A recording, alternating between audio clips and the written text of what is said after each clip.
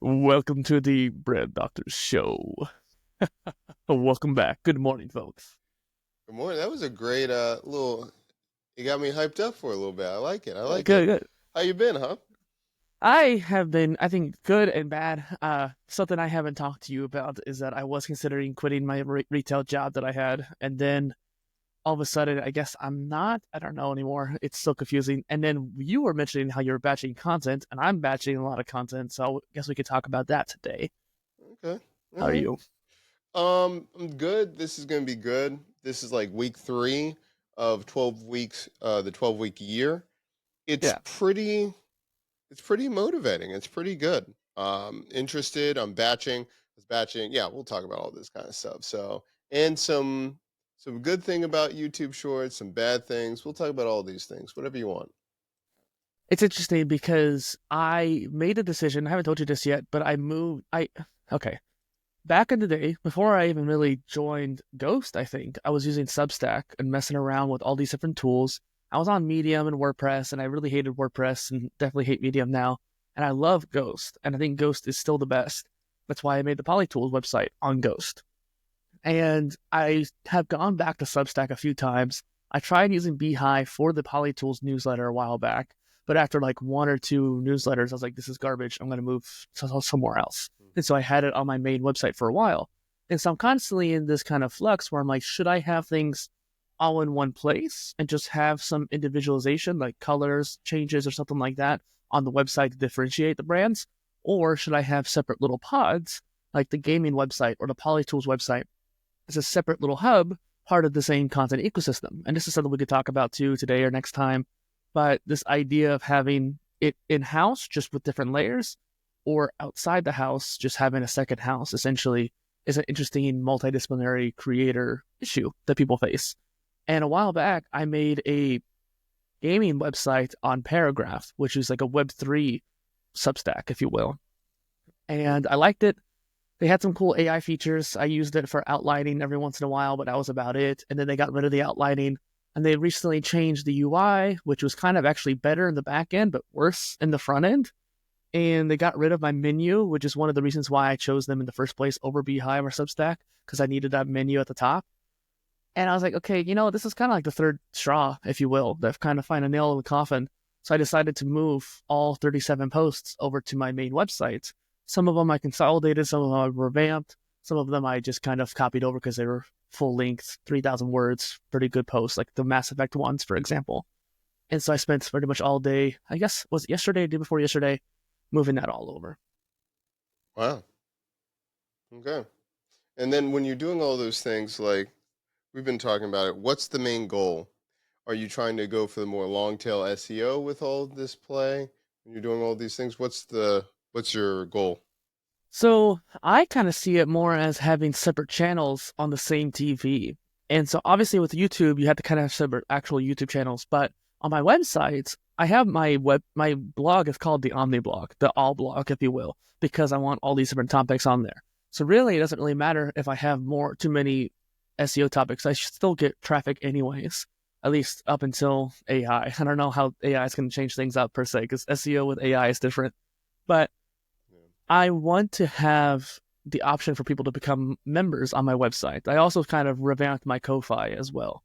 I think that's what I'm going to kind of focus more on for digital products. Oh, I dismantled my pin site too, by the way. Hmm. Uh, for Ko-Fi, are you doing a tracking link to see how engaging people are with going to I don't support have you, Google things like Analytics that? set up yet. No. No, but you can do it with like let me hold on. You can do it with Switchy, but there's another open source one that might. I know you love open source or free things. Who doesn't? Hmm. Let me take a look at this. But I would encourage you just to start just tracking, Hmm. seeing what's going well, what's not going well. I'm gonna check this right now. There's a But this Ghost sounds one good. called Ghostboard that's pretty cool too. It's not free though, I don't think, but I can maybe host it myself per se. Hmm.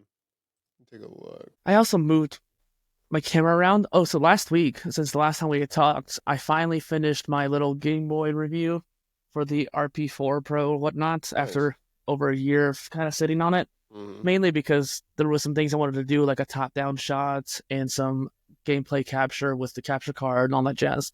And of course, as soon as I plug in the capture card, my camera stops working. And I'm going back and forth, like capture card working, camera not working, back and forth. And this happened in OBS and Meld Studio, where like one would work in this one, but not the other, and then the other tool one would work and not the other. And so I kept having to go back and forth to finish recording, and that's why having multiple tools is super valuable, because otherwise I would have been kind of screwed. And I finally finished editing that. It's kind of a messed up mess, but I managed to make it work. And then kind of also just announcing it here too. I need to do a review for this, the Pulsar Mini PC by Herc. They sent that over, and I need to get around to doing that too. Let me, Pretty nice little system. that's nice. Putting in the chat. I think you sent me actually this a while ago. You sent me a Notion open source alternative. Oh, like AppFlowy or a Fine, any type. It might be any type. I have to check it. I tried all of those, and I wasn't too impressed. I So I just sent you one real quick, but I'll have to find it. The other one I was thinking of specifically, but yeah, I'm really. I mean, we can talk about it now or later on. So what's the main thrust of this episode? I don't want to go off on a tangent if you I don't think want me batching, to. because I think batching is one of those things where we can kind of focus on. I remember this is your show too. It's not just mine. Might be my channel, but we're both, the co-hosts, if you will. And it's interesting because my whole blitz was about batching, and I still feel like I'm not quite like I quote unquote finished the blitz, but I feel like I'm not finished per se because I still want to finish scheduling out the year for the Yeah. Polymath newsletter, so I don't have to keep worrying about that. But I'm also scheduled out all the way until the end of March, so I have some time to actually work on some important stuff too. So it's like, So this is. I'm going to say one thing, and then we'll jump into it, I guess, with the batching.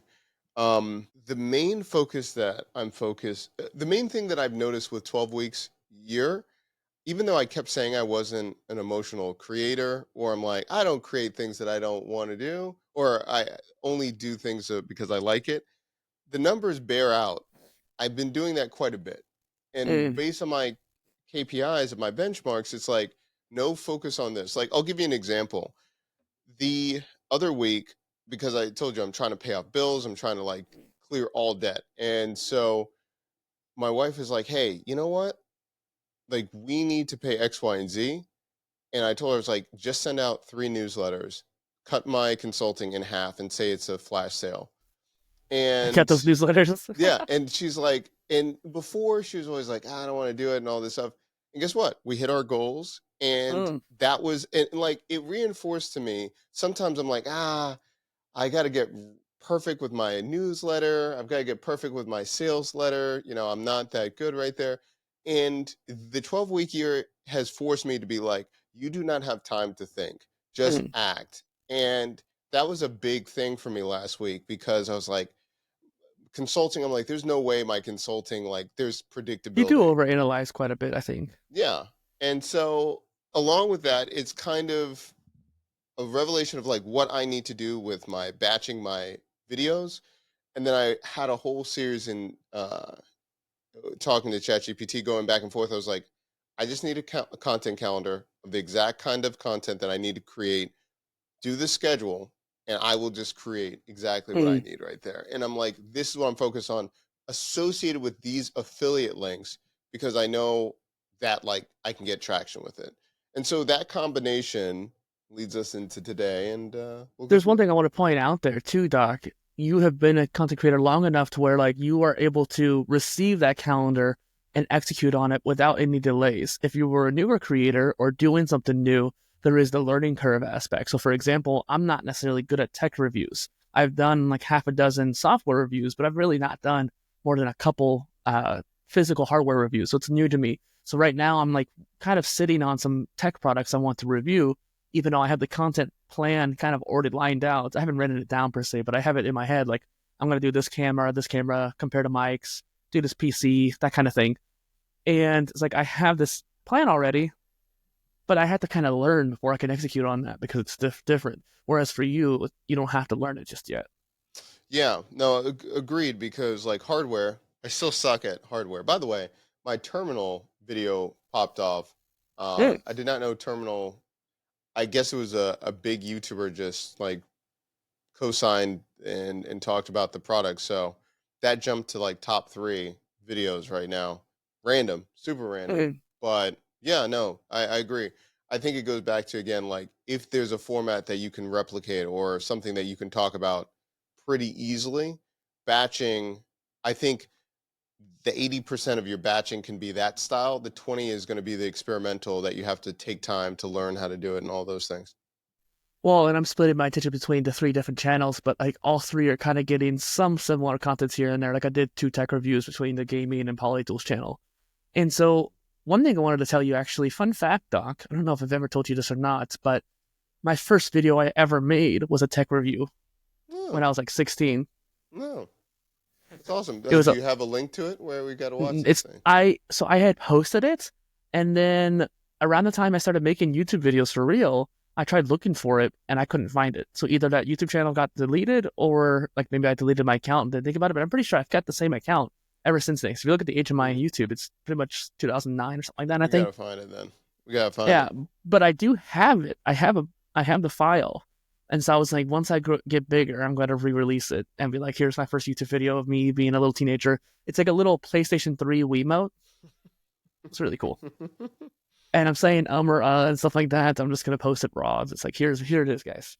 Have you what's his name? I, people just call him Review Bra, but Mm. hold on one second. And then there was something else I was going to tell you too. What was it? Oh, The yeah. Report So, of the Week. report of the week. Okay. Have you heard of him? Sounds You somewhat probably have familiar, but seen him. never. He's so this is just to show people like so he's been on YouTube. He's in his Yeah, 20s. He started 13 years ago. I've seen him on TikTok. And he always wears these suits and he Yeah. started reviewing energy drinks in his living room in a suit when he's probably like 13 or 14. And Mm. like he's just gone over and over again. And now he does like he still does fast food reviews, but it just shows you the progression and the style. And if you look at it for 13 years, his style really hasn't changed. But it's just getting better or refining exactly what he can be doing. Yeah. At some point, I was really kind of curious about making it would be completely different from what my channel's about, but I want to do like a Dr. Pepper comparison of all these different off brands. Because we have Kroger here, so Dr. K, and there's like Dr. Thunder from Walmart and stuff like that. They all have different flavors, and I just wanted to make a comparison video talking about all of them. I love it. I love it. So I was talking with Tech Fairy Anna, who I've shown you before, either on this show or one of our live streams, and she has a pretty cool like Linux and operating system based channel, terminals, and all that stuff. Very tech heavy and like deep information kind of thing. So Tech Fairy is the channel name, and it's interesting because we were talking, and she asked me how many videos I've made in like the last month or so. And so since New Year's, some of these were scheduled ahead of time, mind you, because I was like a month or two ahead. But since New Year's, I've released about 47 videos across my 3 channels, 2 of which were on gaming, 25 are probably on PolyTools, and then about 20-ish or something like that on the PolyInnovator channel. It's a lot of Yeah, videos. that's At, really good. at the same time, I've also done around 20 podcasts and 100 blog posts too. Probably more than 100 to be honest, but yeah. I love that. Congrats, man. That's a lot of Well, we're talking consistency. about That's some batching good today. numbers. Yeah. Yeah. I yeah. We're gonna talk about batching today and we're gonna talk about analytics next time. Okay. So it's interesting because I think our philosophies for the reason why we're batching is a little bit different. I think you're batching more for the consistency factor, which I am too, to be honest, but I'm batching more so because I want to catch up to where my brain thinks I need to be. And so there's certain things that I wanted to get out before I release my PIOS template, for example, or before I start doing a lot more monetization or affiliate links or tech reviews. There's like a lot of basic tech products that I wanted to schedule out. So like I have my webcams. So I have 3 different webcams plus an Xbox Connect. All 4 could be their own videos. Then I was going to make a comparison video, and boom, now I kind of have a hardware history on my channel. That makes sense. That makes sense. I yeah, okay. So where do you want to begin? I'm kind of just going with the flow here with you, off the cuff kind of thing. What are you saying? What are you thinking so far? So I would say I think it would be interesting for people to either see our methodology or how we create scripts? I think first it would start with, do you want to talk about your methodology, or I can go first about how you even set up batching in general? Honestly, I'm pretty raw with it, which is kind of weird because I don't script really. And at the moment, I'm not even doing much in the way of complex planning like I did in Notion. In Notion, I had a full on database and stuff like that.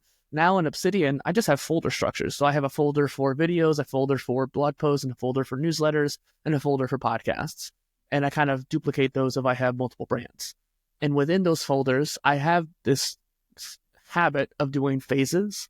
And so, different from my POS phases, where I'm like, okay, here's my area of focus. These phases are just a priority list. So I had hundreds and hundreds of blog posts I wanted to make. So I sorted them into like 5 phases, 6 phases. So I could be like, hey, these are the ones that are most SEO focused, like thought leadership, most important. Here's the ones I want to get out because they'll link to my templates for part of my funnel and that kind of thing. And then beyond that, I don't really have much in the way of organizing. I tried using Kanban boards in one of the plugins for Obsidian. None of the database plugins in Obsidian were robust enough for me or even worked half the time.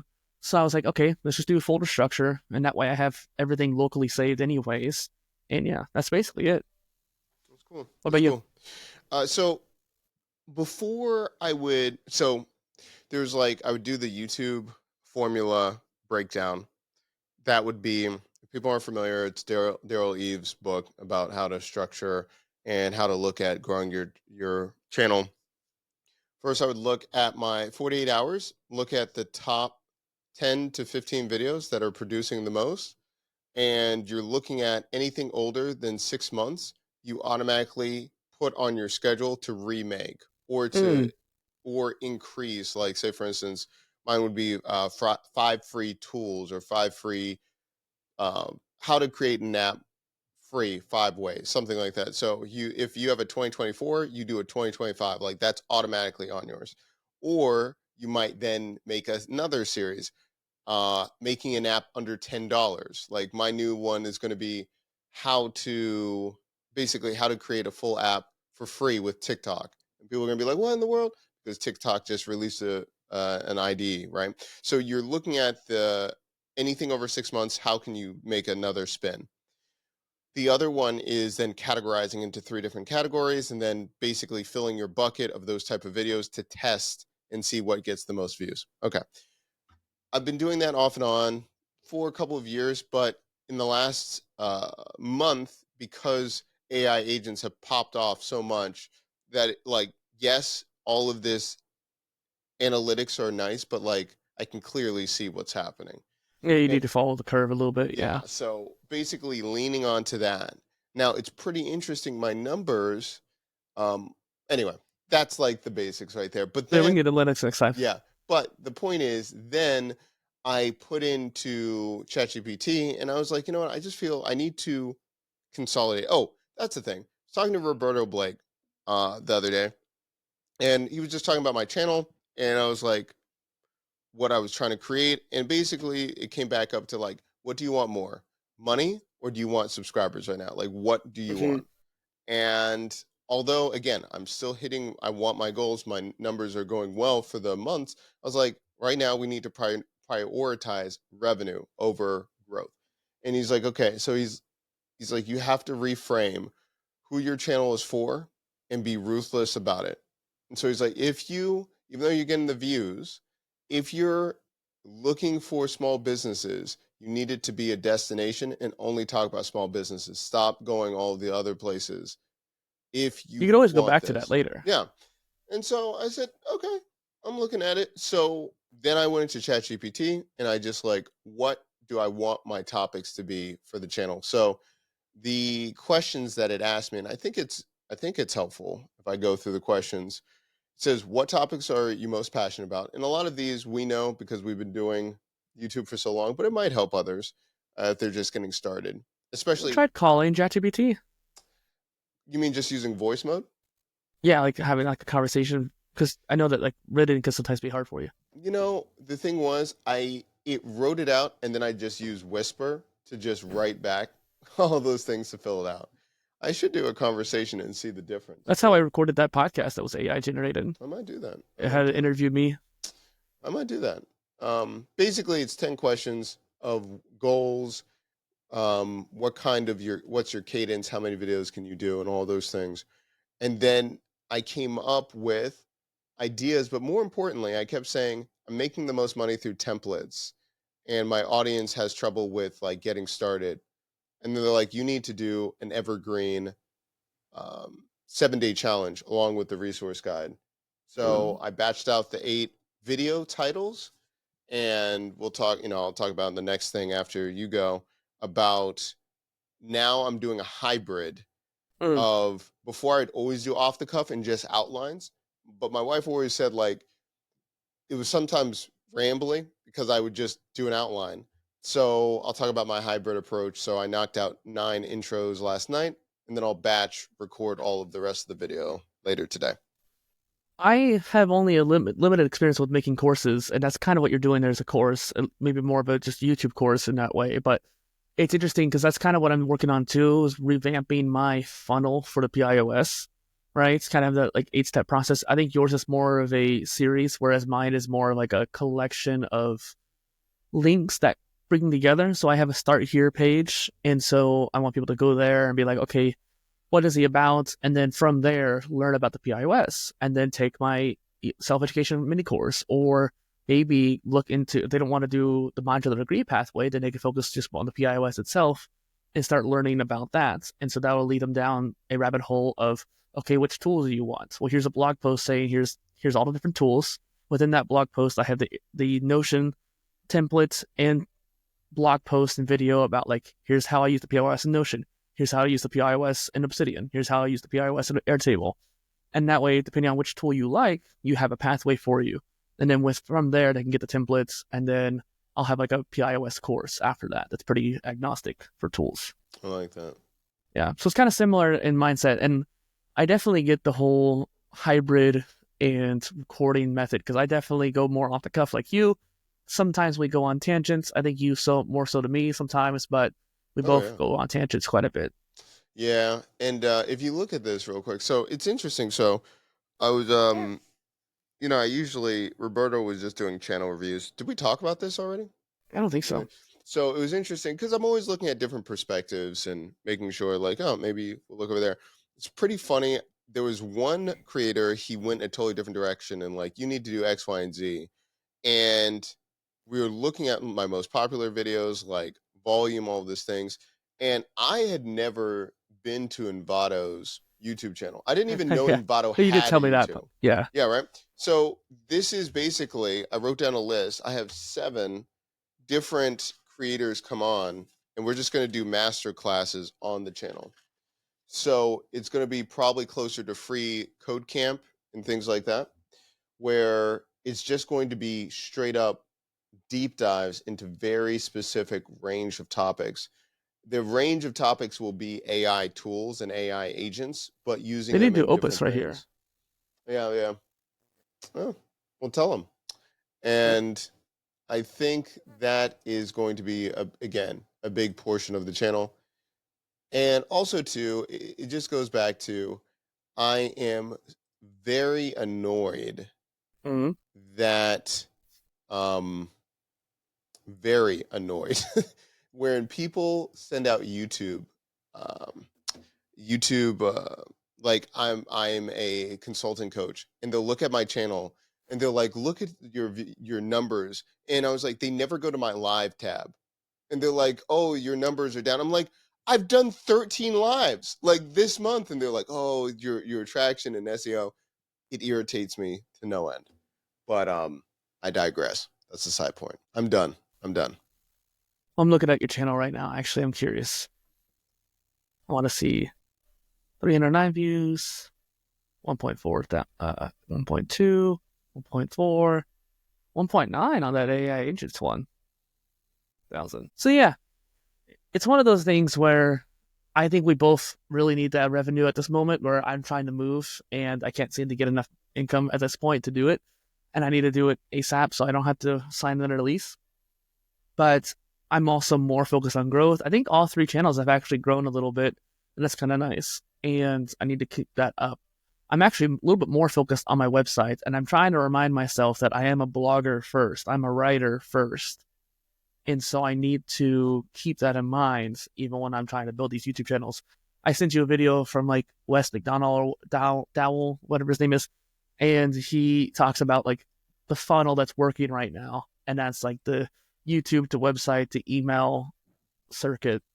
Like you have like a little schedule thing. Says he this morning. And people hate that drift, if you will, but supposedly it works really well. And that's kind of what I'm wanting to do is create this little circuit. Although I probably wouldn't have an email sequence built out. It would just be my newsletters. But regardless, also you mentioned too how like every 6 months you kind of need to go back and remake something. I have not planned out my content that far ahead in a long time, but when I was planning that out, I actually did that. I had planned out kind of like a interleaving and snowballing effect with my content. So if I made something about Ikigai that first month, like 6 months later, I'll make another one, then maybe like a little mini series after that, and then kind of go hard on it like a year later. And kind of just snowballed it over time. And I did that across 10 different topics and let it kind of interleave between them. And I thought that was really cool. Yeah, I like that. I like that.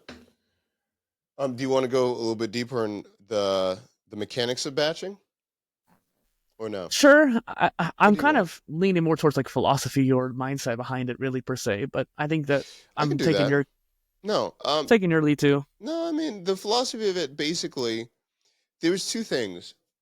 I feel that usually when you have creative bursts, I feel like, Yeah, and you there. I think a lot of times I've seen some where they're like, well, I'll just make content every day. But you can, when you're just not feeling it, either you're burnt out mentally or if you're sick, it can throw you all the way off your schedule. And then when you're trying to get back to like go forward and do all of those things, that's when you start having a progression of like feeling like you're falling behind.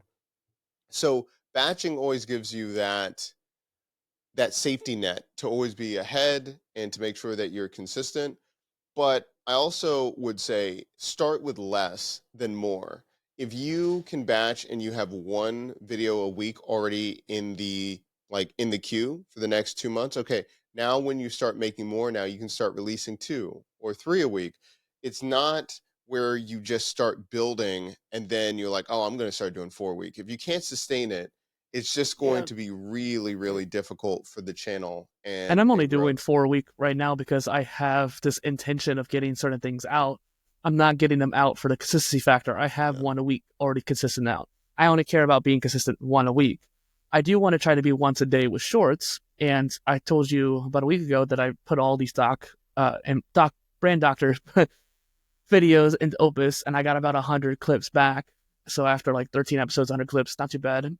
I think that was just me being picky too for the most part. And then I also want to make about 100 solo shorts that are just me talking about certain topics for content creation. And if I schedule that out, that's most of the year right there. And so I'm getting consistent every day that way. And so that's kind of like mega batching where I'm batch recording 100 different things. But I agree. If you can't sustain doing more than 1 a week, then don't. And I think that if you want to just make some extra videos and just have it be like you want this out there, sure. But that's a different thing. Yeah. And I I I also think that every brand, depending on your industry, what you're trying to do, you have to figure out your own cadence that works with what you're trying to do to impact your community. Mhm. So a lot of times when I understand to get your skills up, I definitely think you just have to ship more than ones that have already been doing it for 5, 6 years because you just got to get the reps. You learn so much quicker. Your your skills just increase so much. But once you dial in what you're trying to do, how you're trying to impact the community, then having that rhythm, if it's a big project and it's going to take you several weeks, then it's just understanding, documenting the process to give trailers and the snippets of what's going on. You don't necessarily have to build all of these new projects that have nothing to do with it. If it's something that is detailed and it's going to go very, it's very, um, It's very That's actually complicated. You don't have to do it. that's what got me into knowledge management in the first place. I was trying to build those different silos. And so I was on ClickUp and Tascade and even what was some of the other ones? All these different task management tools, Monday Yeah, even and like Monday. whatnot. But I think Hmm. ClickUp was the one that I kind of leaned towards. And essentially I had a silo for Instagram. I had a silo for this is before TikTok, I think. I had a silo for YouTube and podcasts and blog posts and newsletter. And so each one was its own project. And in retrospect now, I tell people to go omnichannel, but the way to go about it is by repurposing and resyndicating your content and taking it across multiple different platforms. And then also taking the same topic and maybe remaking it. So when I used to do my Omni content series, I would make a blog post, but then I would remake it into a video. I didn't just read over it. I made a separate piece of content. I mean, that's just because I like writing first. Most people could just transcribe the video into a blog post and reformat it. But I wanted to start from the other way because that's how I process my information, is through writing. And so that was two different transformative pieces where it's like, okay, you have to read it in audio or video, and then I just cut out the audio. But I did try to record the video with audio in mind, which is like right now I'm using hand gestures. And so being descriptive like that, like I just did, was a way to make the audio better. That makes sense. Um, And so that's what made me move to Notion, and so I could consolidate it all. yeah, no, that makes a lot of sense. That makes a lot of sense. I I also wanted to say one last thing But yeah, of course. was when you're batching and thinking about these things, you get into, I think we've talked about deep work and the flow state. Yeah. When you really start having everything organized, so you prep, you understand what you need to do, then you can start just knocking out content over and over again. And for me, although I just have the same three sections, I would just review and all those things. What I have enjoyed is when it works, the Elgato prompter. There's a lot of Oh, bugs that they don't tell you about. It don't even get me started um, why there's two different softwares that you have to install. It's the dumbest thing. I think it's I'm not even going to get into it. But the point is when it works, do a review. it's I should. It yeah. Anyway, so the point is, No, I want to watch it though. I want you to oh do my a review. god, it's bad. Um, I really like that because what I do is I have the title. I already have my format of what I want my hook or examples of hooks I like. And Mhm. then I just already have a project already built out in ChatGPT. So I'm like, here's my title, develop me a hook. So then I already have my 15 minutes and then 9 videos. I can do all my beginnings and hooks and all those things. Then when I want to go into my building mode, I don't have to go and do the intros for every single one, Mm. which takes a lot of prep time to be good at that, I feel, for me at least. And now I can just, oh, my list here, I'm going to just build for 15 minutes. I can be off the cuff all I want because I already Like have my beginning built. when we did our live stream together last month or a month ago or so, like you were trying to help me batch record a few different videos together. I was trying to do that where I was trying to do the intro and video all in kind of one go. And I feel like the quality that I made was probably like 80% of what I would normally do due to the live stream and the pressure of it. But it was good enough to where I was like, okay, let's do this. In fact, there was a couple of extra videos that we didn't plan out. Like we did a tour of New Link, and I made that as a separate video onto the PolyTools channel because it was such a good overview of the tool, and so I have that leased out. And so I actually, instead of making like 4 or 5, we made 7 or 8 videos essentially. But and that helped me out a lot because I was able to get ahead. But it wasn't also like as converting or influential as if I just made 100% just by myself, this one video or something like that. It's interesting though, like it's a skill, like you said, and I'm not great at hooks just yet. Sometimes I'm still like I realized this as we were talking. I'm making a lot of these videos like, hello everybody, I'm Dustin, PolyInnovator. Like that's how I'm starting a video. Like that's not good. You want a hook. I know you need a hook, but for some reason when I start recording, that's what I just naturally do. When I should hook them first and then be like, hey, I'm Dustin. And I used to do that, so it's not like it's new to me, but I just forgot. Yeah. And in a nice way, I was always told, like, if it depends on the type of channel, if they're going to be for you or they're trying to learn something, a lot of times they don't care about you first, right? So they Mm-hmm. care about the information. So doing that hook of who you are, it could work, but a lot of times I know myself, I'm like, just get on with it. Tell me what we're going to go, tell me the framework, all those things. or I'll look at the timestamps. Again, depending on if you're going to be how people are engaging with you. I Mhm. also think there's a wide range of styles and industries and like just YouTube universes in general Mhm. that there's enough that people can have their own style. You don't have to do super cuts. You don't have to be like editing so fast. Just depends on the Or even audience you're follow looking the at. formula that much either. I Yeah. mean, the formula is good. You do want to start with hooks, but if you want to just go raw, like right now, we were talking about cycles, and we're at that cycle now where more raw video and just like talking off the cuff is kind of being what's pushed right now. And something that you brought up with cycles earlier that I wanted to touch on is something I talked on the PolyInnovator channel. It's a cycle of creativity where it's like every 2 weeks I've noticed where like, okay, I'm much more into learning this kind of sprint or week. And I don't really necessarily notice it until like halfway through the week. But if I try to notice it as soon as possible, it's like, okay, this is a creative week. This is a week for me to make some content. And this is a week for me to kind of absorb new information and not make as much content. In fact, I think that's what happened to me in January, which is why I kind of failed at the blitz towards the end. It's like the first 2 weeks I was cranking out work. In fact, I was in the flow at least 3 different days where I made like 12 posts in one day. Like that's insane. And some of these posts were pretty long winded too.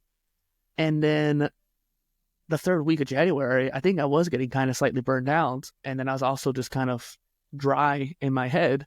And so I kind of took a break. And I think I started doing a little bit more learning, but I didn't do enough learning just yet. But I did enough to where, like, the last week of January, I was kind of able to wrap up and finish the podcast season, do some more videos, do some.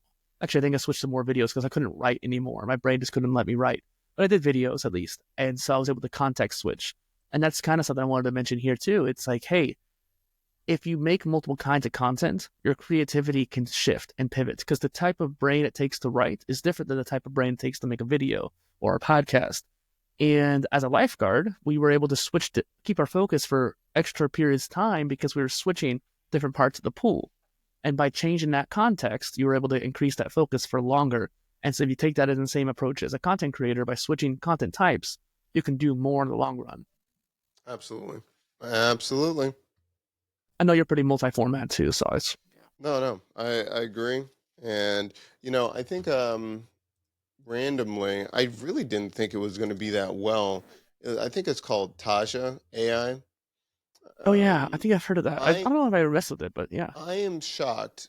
Um, Out of so many different ones, I've tried a bunch of. We talked about it. I might do a video on Mhm. all the different AI creations.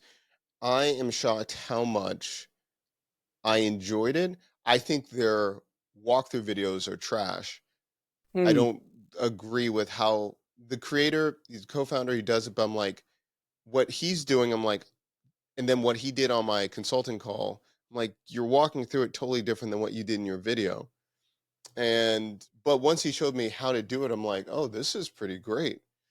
It's a Hmm. mixture. They're trying to be closer to repurpose.io than like Opus or anything like that. But what I enjoyed about it was like Opus on Rails. Hmm. And it was very simple to just start putting everything on the calendar, things like that. The videos, so I've been doing this one, Menvo. I'm doing a whole comparison of how many views I'm getting on what type of repurposing tool, and then doing a breakdown of it.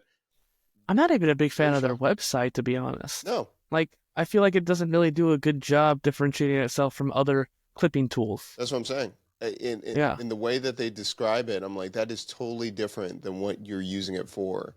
I'm trying to emphasize that to them again, but I'm like, Well, it keep is keep in mind totally too, different. like you know this, Doc. I've seen almost every single clipping tool on the market, and I've sent you at least half of them over the years. Yeah. And it's just one of those things where I'm pretty judgy on that website format because I'm a visual person. But on top of that, yeah, I'm a partner with Opus, and they were the original. So I'm a little bit like, hey, you have a lot to, compete with there. I'm willing to give other tools a shot and try them out, and even make a video about it if they're good enough. But if you can't compete in some of the most basic things like website design or even content, that's going to be a big, negative mark. Yeah. I'll show you one of the Snapcut, I feel like has, I mean, it's just a more playful version of the same format as Opus Clip, but you would think based on their site that they would be a little bit better. I find theirs terrible so far. Mm. The Um, tool or the website? the tool, it's worse than the website. The website I feel like is just more playful. It's just their style. I'll give them a break on that. The workflow is not great. Taj is better, which is just shocking to me. And then Menbo, I find that they have the most potential, but their network is unstable in generating clips. And the same with Jupiter. Those two are probably the best when it comes to B-roll and this style, of course, underneath Opus. But Mm. those both do not generate. And every time I talk to them, I'm like, yeah, you have trouble with generating. They're like, when? I'm like, I have a screenshot. It shows that an error. And they're like, yeah, we're having trouble. I'm like, What then do you mean when? yeah, I'm just like, just let me know. Or I said, just have a warning when you generate it and just say like, make it playful or let people know. But I'm like, when there's no warning and it just doesn't work and you're trying to refresh and you don't know if you should Yeah. do it again, and then it will cost you more credits because that was an error. That's when there's a misalignment there. I also want to mention this too. Opus have had very similar issues. In fact, I think just a week ago they were having issues with YouTube uploading, and so you had to do things either through Twitch or local or whatever. But they had a notification at the top saying, "Hey, we're facing this issue. We're working on it." They announced it in the Discord because most people do join that Discord when they use Opus for the most part. It's a pretty active community. And so if there's issues, you can go to the Discord and be like, hey, I'm having this issue. And they're generally pretty fast at fixing it. I have had one issue, though, that's lasted a little while here. And for some reason, when I record in Riverside, or even just kind of the way I format it in DaVinci Resolve, I want both of us to take up half the screen. I don't like having the black bars on top or bottom. Yeah. And so I used to replace those with just the background. But I don't like that. I don't like having that wasted space. I want that full resolution, being able to cut out this part right here. And for some reason, because of the way that it's framed and the aspect ratio of how you and I look side by side, I've had some issues with Opus reframing it to the split view where you're on top and I'm on the bottom. Basically, on your view, part of my camera would kind of come over, even though that like I could just go in and change the crop and it'd be fine. And they're working on it, but it's been like that for like a month now and it's been frustrating. But I just kind of, switched to just fill and just have us switch back and forth, and that's not a big deal. I'm okay with that. But it is one of those things where, yeah, they've had that issue for a minute. And they fixed it, actually. Like, I think the first month I ever used them, I had that issue. And then they fixed it. And then I hadn't had it faced until, like, this year again. But it's just one of those things where normally, pretty much every issue they have, they fix it and they communicate it. Whereas the other tools, like Clap and Binvo, Too Short, they'll have issues, and then they just don't really communicate it. And it's like, come on, guys. Yeah. Nope. It's a problem. We'll see what happens with it. But no, absolutely. Absolutely. Other than that, anything else to say before we wrap up? No. Next week, hopefully, I'll have more updates on what's going on. I'm trying out some new tools coming up. So, yeah, stay tuned. Yeah. And as for me, I'm just working on the website more. I would definitely go on PolyInnovator.space to check that out because I'm adding a lot to it. And, Doc, I think I've reached well over 700 posts now on that website, Wow. which is Congratulations. crazy. That's awesome. All right. Cheers.